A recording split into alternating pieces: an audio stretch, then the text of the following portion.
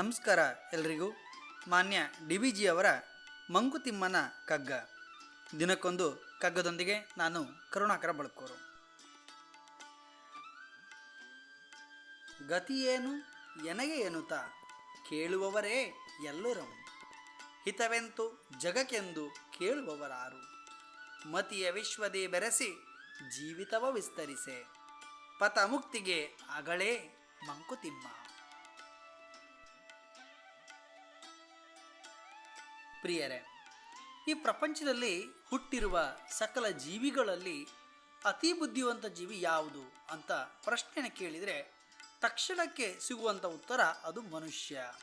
ಸನಾತನ ಸಂಸ್ಕೃತಿಯಿಂದಲೂ ಬದುಕಿ ಬಾಳಿದ ಋಷಿಪುಂಗವರು, ಪೂರ್ವಿಕರು ಈ ವಿಶ್ವಕ್ಕಾಗಿ ತಮ್ಮ ಬದುಕನ್ನು ಮುಡಿಪಾಗಿಟ್ಟು ಲೋಕ ಕಲ್ಯಾಣಕ್ಕಾಗಿ ಚಂದನದಂತೆ ತೇದಿ ಸುಗಂಧ ಪರಿಮಳವನ್ನು ಮನುಕುಲದ ಒಳಿತಿಗಾಗಿ ತಮ್ಮ ಕಾಣಿಕೆಯನ್ನು ಸಲ್ಲಿಸಿರುವುದನ್ನು ನಾವು ಪುರಾಣ ಕಥೆಗಳಲ್ಲಿ ಓದಿದ್ದೇವೆ, ಕೇಳಿದ್ದೇವೆ. ಉದ್ಯಾನವನದಲ್ಲಿ ಅರಳಿರುವ ಕುಸುಮವೆಂಬ ಆಸೆಗಳು ಲಾಭ ನಷ್ಟಗಳ ನೆಪದಲ್ಲಿ ಕಾಯಿ ಹಣ್ಣುಗಳಾಗಿ ತುಂಬಿ ಹೋಗಿವೆ.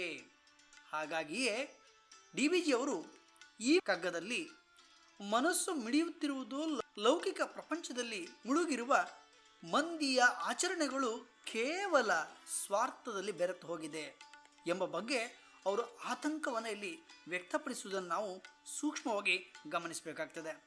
ಬಂಧುಗಳೇ, ನಾವು ಸಾಮಾನ್ಯ ಪ್ರಜೆಯಿಂದ ಹಿಡಿದು ಉಳ್ಳವರವರೆಗೆ ಬದುಕು ಉದ್ಯಮವಾಗಿಸುವ ಮಟ್ಟಕ್ಕೆ ಇಳಿದಿರುವುದು ವಾಸ್ತವವಾಗಿ ಇವತ್ತು ನಮ್ಮ ಕಣ್ಣಿಗೆ ಕಾಣ್ತಾ ಇದೆ. ಈ ಜಗತ್ತಿನಲ್ಲಿ ನಾವ್ಯಾರೂ ಕೂಡ ಶಾಶ್ವತರಲ್ಲ. ಇಂದಲ್ಲ ನಾಳೆ ಪರಲೋಕಕ್ಕೆ ಪ್ರಯಾಣವನ್ನು ಬೆಳೆಸಬೇಕಾದವರು. ಒಂದು ದಿನ ಹಿಂದೆ, ಇನ್ನೊಂದು ದಿನ ಮುಂದೆ, ಹಿಂದೋ ಅಥವಾ ಮುಂದೋ ಗೊತ್ತಿಲ್ಲ, ಅಂತೂ ನಾವು ಇಲ್ಲಿ ಅಲ್ಪಕಾಲ ಇರುವವರಂತಾಯಿತು. ತಂದಿರುವ ಆಯುಷ್ಯವನ್ನು ತೀರಿಸಿದ ಬಳಿಕ ಇನ್ನೊಂದು ಲೋಕಕ್ಕೆ ಹೋಗುವವರು.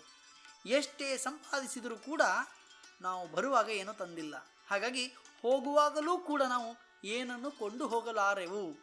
ಇಲ್ಲಿ ನಾವು ಕೊಂಡು ಹೋಗುವಂಥದ್ದು ನಾವು ಗಳಿಸಿರುವಂಥ ಸಾಧನೆ, ನಮ್ಮ ಹೆಸರು. ಹೀಗಾಗಿ ಗಳಿಸುವ ಸ್ವಾರ್ಥದಲ್ಲಿ ತರತಮ ಪಾವಗಳು ಹುಟ್ಟಿಕೊಳ್ಳುತ್ತದೆ.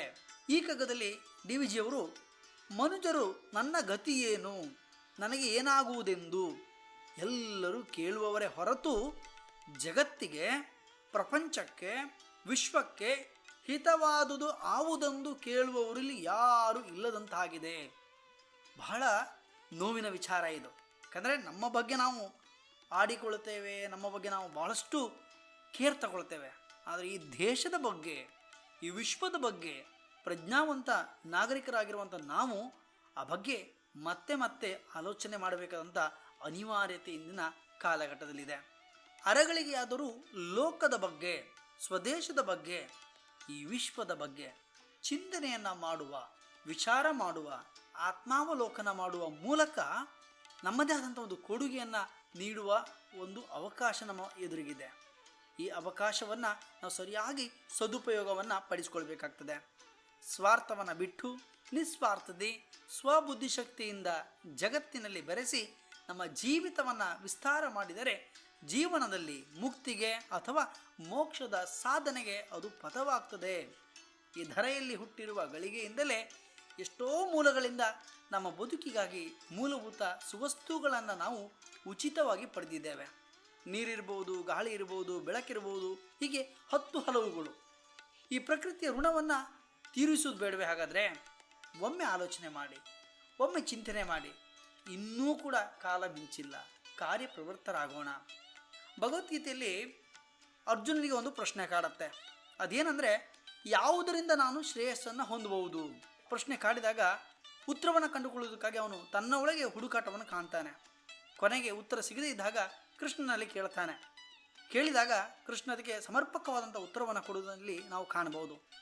ನಿನ್ನ ಬುದ್ಧಿಶಕ್ತಿಯನ್ನು ಜಗತ್ತಿನ ಶ್ರೇಯಸ್ಸಿಗಾಗಿ ಉಪಯೋಗಿಸಿಕೊಂಡು ನಿನ್ನ ಜೀವನ ವ್ಯಾಪ್ತಿಯನ್ನು ವಿಸ್ತಾರ ಮಾಡಿಕೊಂಡಲ್ಲಿ ನೀನು ಮುಕ್ತಿಯನ್ನು ಹೊಂದುವೆ ಅಂತ ಬಹಳ ಮಾರ್ಮಿಕವಾಗಿ ಕೃಷ್ಣ ಉತ್ತರವನ್ನು ಕೊಡುವುದನ್ನು ನಾವಿಲ್ಲಿ ಗಮನಿಸ್ಬೋದು.